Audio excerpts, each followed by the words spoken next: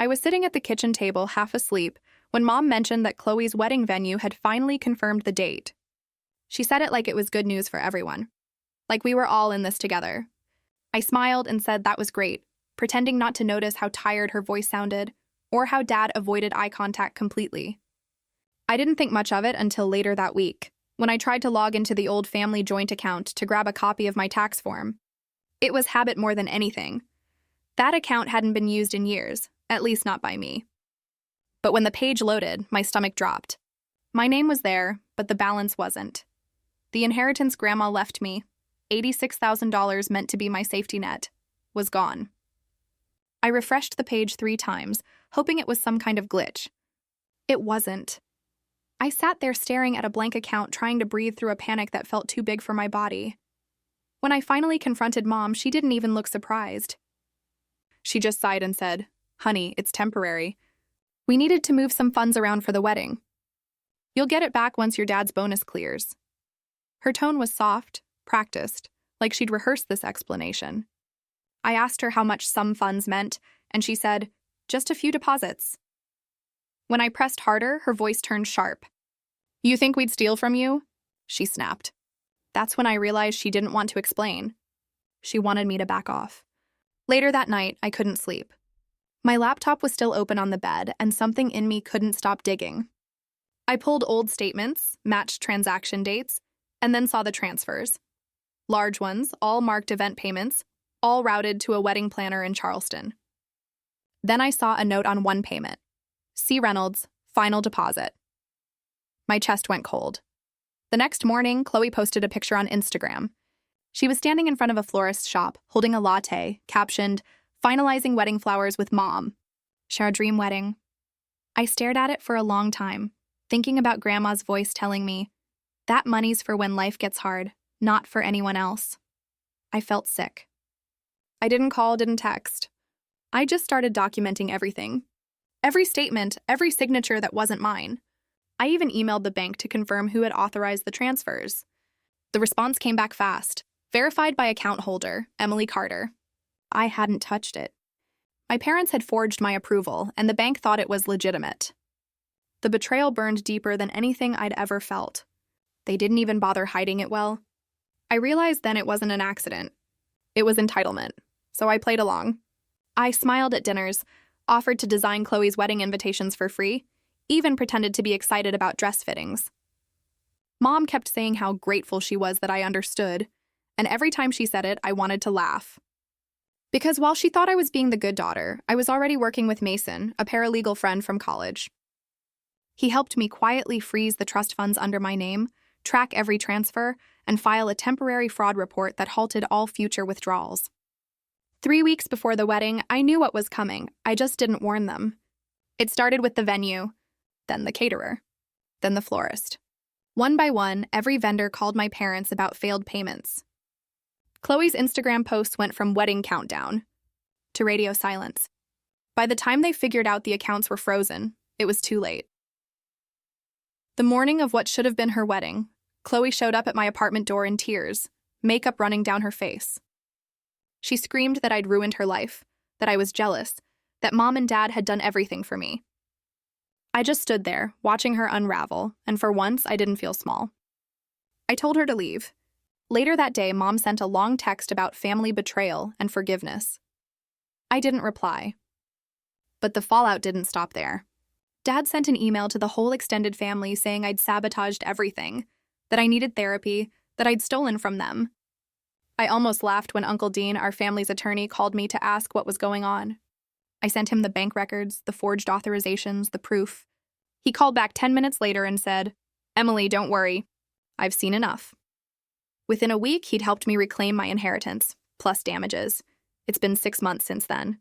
I moved to Austin, opened a small design studio downtown, and named it Carter & Co. My first framed print on the wall is a quote I designed myself. "They stole my future to build theirs." So I took it back. Sometimes when I'm working late, I still think about Grandma, how she used to tuck $50 bills into birthday cards and say, "Save this for when you really need it." I think she'd be proud. I haven't heard from my parents since the day of the court settlement. Chloe sent one short message a month later, I didn't know it was that bad. I'm sorry. I didn't reply, but maybe someday I will. For now, I'm just learning what peace feels like. Quiet, earned, and completely mine. After everything that happened with the wedding, I thought my parents might finally back off.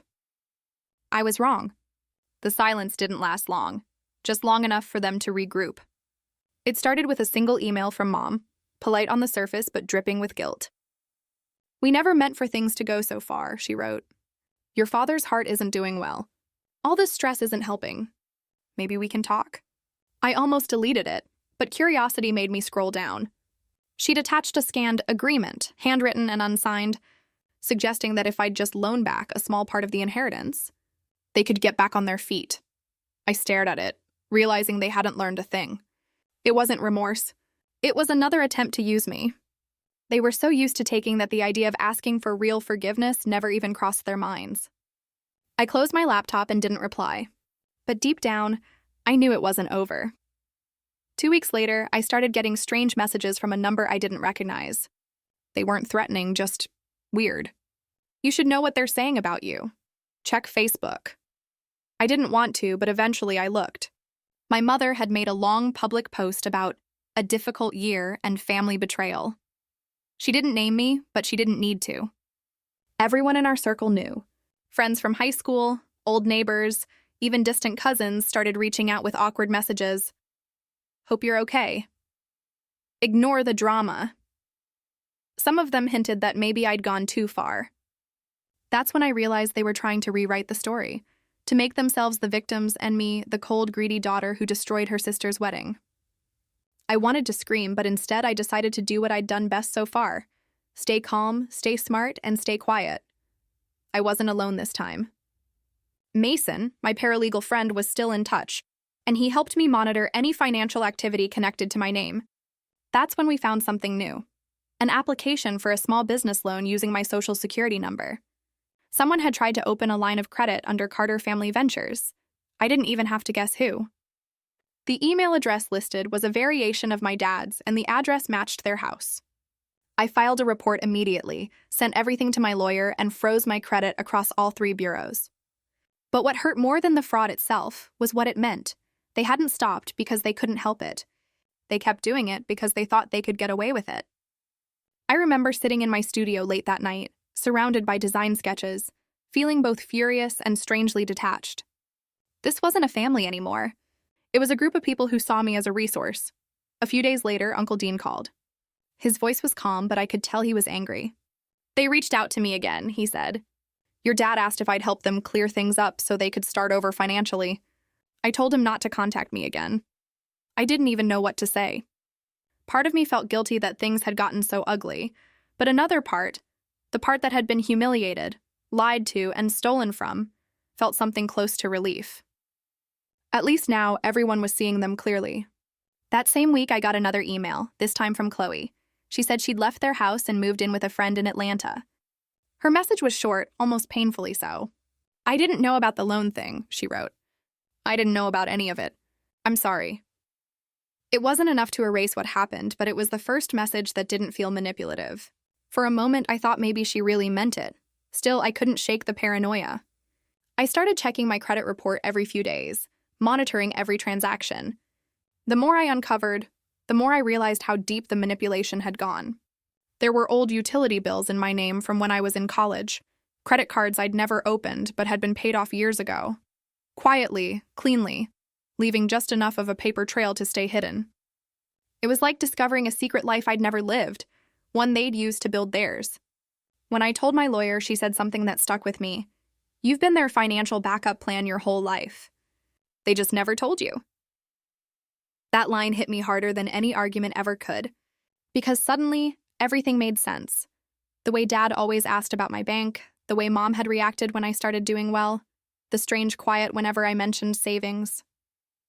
They never saw me as independent. They saw me as insurance. One Friday evening, my phone buzzed with a number I didn't recognize. When I picked up, it was Dad. His voice was smaller than I remembered, almost tired. He said they were losing the house, that they'd run out of options, that he just wanted to talk. For a second, I almost softened.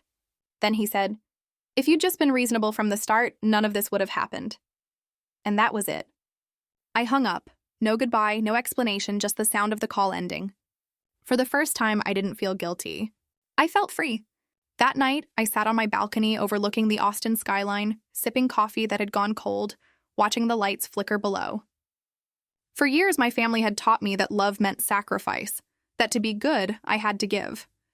But somewhere between losing everything and rebuilding it myself, I learned something better. Love doesn't drain you dry. And no matter how much they tried to twist the story, I knew the truth. I hadn't destroyed my family. I'd just stopped letting them destroy me. After that phone call with Dad, something inside me shifted completely. The kind of shift that doesn't happen overnight. It happens when exhaustion turns into clarity. I didn't want revenge anymore. I wanted distance. So I took it. I sold. What was left of my things in my old storage unit changed my number and legally shortened my name to Alex Ray, just enough to make me feel like a new version of myself, someone who didn't owe anyone anything. My lawyer finalized the fraud case quietly. There was no dramatic courtroom showdown, no headline justice, just documents, signatures, and silence. The authorities flagged the attempted loan under my old Social Security record, but I didn't press further. Sometimes winning isn't about punishment. It's about walking away with your name intact. I used part of my savings to rent a small apartment above an art cafe in Austin. It wasn't much, creaky floors, paint that peeled in corners, but it was mine. For the first time, every noise, every bill, every key on my ring belonged to me. That's where the book began. Not as a plan for revenge, but as therapy. Late nights with coffee and empty notebooks turned into chapters, and those chapters turned into a story. They Forgot My Name wasn't meant to expose anyone. It was meant to remember me. My real self. The one who'd been buried under guilt, manipulation, and the false idea of being ungrateful. I wrote about the years of emotional blackmail. About how my parents used family like a leash, about the guilt that kept me silent. But I didn't name them. I didn't have to. The truth was loud enough without their names attached. Every chapter peeled back something I'd been too scared to admit, and as I wrote, the pain started to shift into power. People online found snippets I shared under a pseudonym and began commenting, "This sounds like my story." Or, "That's when I realized how many others had lived in the same kind of quiet prison, where love came with conditions and control wore the mask of care." By the time the book was published, I had already built a small following. Readers connected with it, not because it was scandalous, but because it was honest. I was terrified of what would happen once my family found out. I didn't use their names, but they'd know. They always knew. And sure enough, a month after release, the phone started buzzing again. Unknown numbers, private calls, blocked messages. Then came an email from a local reporter wanting a statement because my mother had written a furious Facebook post claiming I'd fictionalized her life for profit. She even hinted at suing me for defamation. The irony was almost funny. I didn't reply publicly, but my publisher's legal team did. Everything was clean. No names, no identifiable details, nothing she could touch. Still, I couldn't shake the ache of it. Even when you know you've done nothing wrong, being hated by the people who raised you hurts in ways that never fully heal. Then one evening, a package arrived at my apartment. No return address. Inside was an old photo. Me at 10, sitting between Mom and Dad on a beach somewhere, all of us smiling like a perfect postcard family. Tucked behind it was a short note, written in my mother's looping cursive. "You'll always be our daughter, no matter what you think you've become." No apology, no accountability, just a claim. I sat staring at that photo for a long time, realizing that for them, I'd never been a person, only a reflection of what they needed me to be. I burned the note in a metal bowl on my balcony and watched the paper curl into ash. It wasn't anger anymore. It was closure. Some bonds, no matter how deep they run, aren't sacred. They're chains disguised as roots, and the only way to live is to cut them. As the months passed, they forgot. My name reached places I'd never expected. Bookstores invited me to readings. Podcasts wanted interviews. One day I stood in front of a crowd in Portland, reading the opening lines out loud for the first time. I was 15 when my parents dropped me at Uncle Ray's house to help out. Mom said the shop was drowning. Dad just stared at the dashboard. My voice trembled, but I kept reading. When I looked up, people were crying. Not because of my pain, but because they saw themselves in it. Afterward, a woman about my mother's age came up and hugged me. "You gave words to something I've never been able to say," she whispered. That was the moment I understood that the story wasn't just mine anymore. It belonged to every person who'd been told their pain was their fault. I had turned survival into a story, and that story had become a bridge. But healing isn't a straight line. Some nights, I still dream of that last phone call. Sometimes I wonder what would have happened if Dad had said something different, something soft, something real. Maybe then things could have been mended. But in the end, I've accepted that some families don't break because of hate. They break because of truth. The kind of truth that can't live inside denial. Now, when I look in the mirror, I see someone who isn't afraid to take up space. Someone who doesn't shrink to make others comfortable. My parents still exist somewhere out there, spinning their version of the story, but I've stopped needing to correct them. My peace doesn't depend on their understanding anymore. It depends on the life I'm building, word by word, step by step. I may have lost my family, but I gained myself, and for the first time in my life, that feels like enough. Success changes things, but not always in the way you imagine. When They Forgot My Name hit the bestseller list, I thought I'd finally crossed into some fairy tale version of peace, that all the old hurt would fade into gratitude and triumph. It didn't. Success just gave me new eyes to see the scars with. I began getting invited to panels about resilience and family healing, and every time someone asked, "Did you ever reconcile with your parents?" I'd smile politely and say, "Healing looks different for everyone." It was the truth, but not the whole truth. The real answer was that I didn't reconcile, and I probably never would. You can't rebuild something that was never real to begin with. Still, the world around me was shifting. My story had become something living, breathing, something that didn't belong just to me anymore. I watched strangers online quote my words, draw strength from my pain, and for the first time, I felt my past transforming into purpose. That was the beginning of the real ending, the one where I stopped running from my story and started owning it. But the past has a way of knocking even when you've changed the locks. It was a gray afternoon in Austin when I saw the news, a foreclosure listing under my parents' names. Their house, my childhood home, was up for auction. The image hit me like a ghost from another life. That red brick porch where Dad used to fix the mailbox, the curtains Mom sewed herself, now listed in a real estate database with words like distressed property and as-is condition. I sat there staring at the screen, feeling everything at once: anger, sorrow, relief. I didn't wish them suffering, but I also couldn't save them anymore. That night, I walked to the edge of Lady Bird Lake, the city lights shivering in the water, and let myself cry. Not out of guilt, not even nostalgia, just release. Sometimes closure doesn't come as forgiveness. Sometimes it's simply the quiet understanding that you did what you could, and it wasn't your job to do more. Weeks passed, and I buried myself in new projects, mentoring young writers, guest teaching creative writing workshops.